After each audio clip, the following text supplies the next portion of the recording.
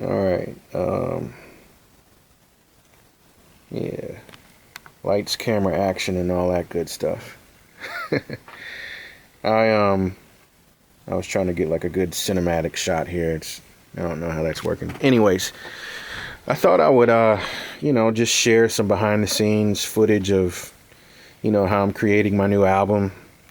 Just on the cook up, a couple of things cooking up here, and I just thought I might let you guys see what I'm working with here and how I kind of create some of my ideas, or at least the tools I use to create some of my ideas here. And I don't know, man, this is, if you find it interesting, stick around. I hope you guys, check in on me from time to time, see what's up. I'll be around.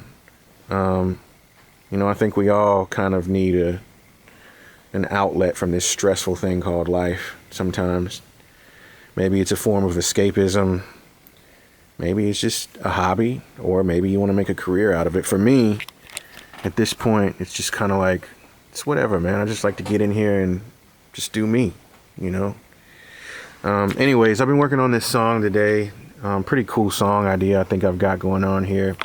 I just picked up the FL keys, 61 key, and it's really dope, man, especially if you use FL Studio.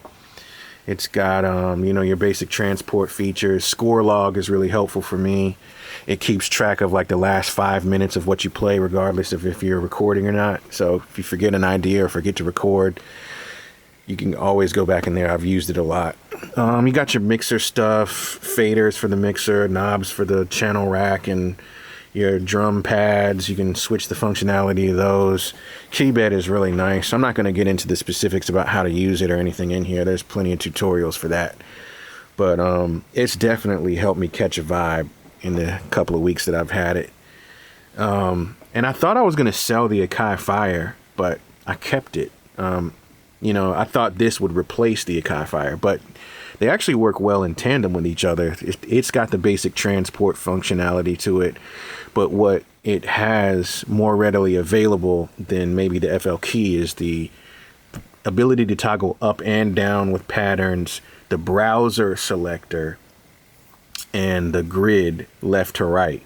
Now you can go through patterns on this, but I think there's a shift function you have to do and all this, that, and the other. And I think, it's just easier to just press up or down here. But then there's drum mode, note mode, where you can play across the keys, step mode, where you got 4 sequences at once as opposed to just one here. So, it's got its strengths and weaknesses, but I like them in tandem. So I kept it. Beat Step Pro by Arteria. It's really dope kind of drum sequencer or synth or sound sequencer of sorts.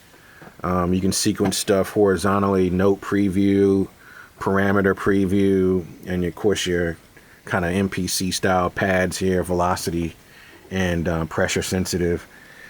Arteria Minilab MK2 here, I'm using it to control the Hydra synth, and I got the MPD 218 by Akai for the MPC feel. It's got note repeat in it, and my favorite piece of gear probably is the Roland TR-8s drum machine. I'll do videos on that. It always helps me catch a vibe that I don't think I would normally get just playing the drums normally, just punching in different things, twisting knobs and seeing what happens. Plenty of happy accidents have turned into really dope things for me with that. So, and of course, you can use the MPC style pads to trigger the sounds from this. And I do that quite often. That's why I have it diagonal, so I can have one hand here and the opposite hand turning a knob here. So today I started off with this contact guitar. What am I using? I think I'm using, what am I using? Mint? Yeah, electric mint guitar. That's a really good guitar, VST, for those of you who may not have it. But started off with this. I played, let's play this pattern first. So yeah. And of course I changed the velocities, kind of make it more realistic, brought it out, mixed it down, exported and printed it to sound like this.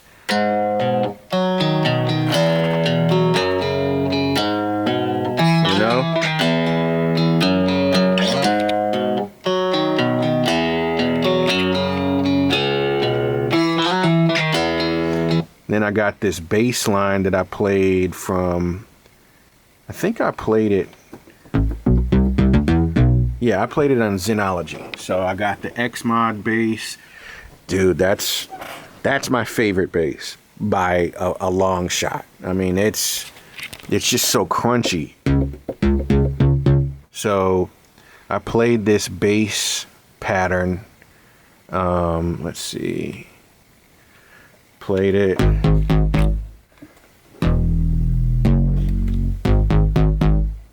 Then I added my effects to it, distortion, kind of mixed it down, made it crunchier. Sounds like this.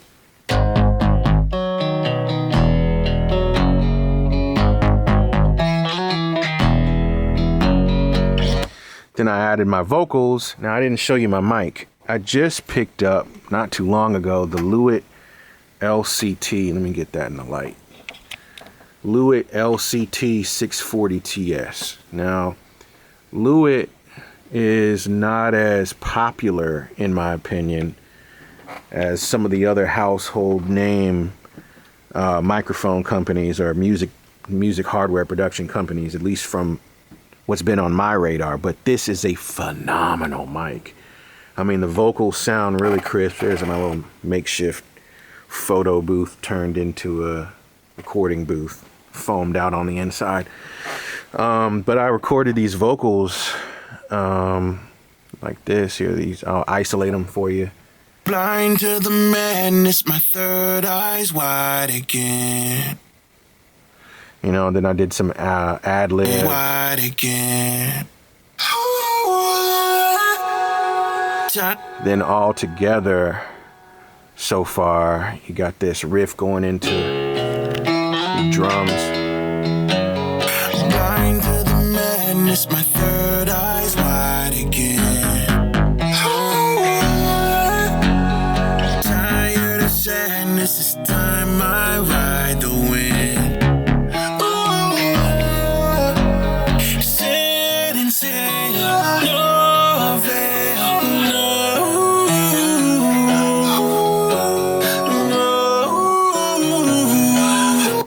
All right, and then it's a pretty dope vibe. At least I'm feeling it. You know, I'm feeling somewhat inspired by it. And then I had some TR-8s drums that I programmed, and together it sounds like this. Blind to the madness, my third eye's wide again. Tired of sadness, it's time I ride the wind. Sit and say, no avail,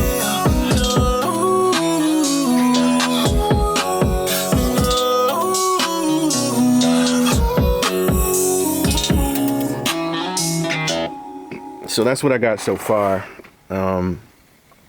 Yeah, but I'll let you guys know on how the song turns out. And yeah, just if you enjoy that, stay tuned for more. I'll be definitely sharing more about the creative process behind this album. I really hope you guys like it when it comes out. Like I said, we all need an escape, right? Sometimes, this stressful thing called life. And I guess this just so happens to be mine.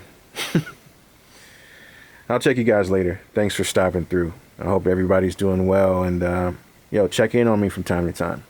All right? Take care. Peace.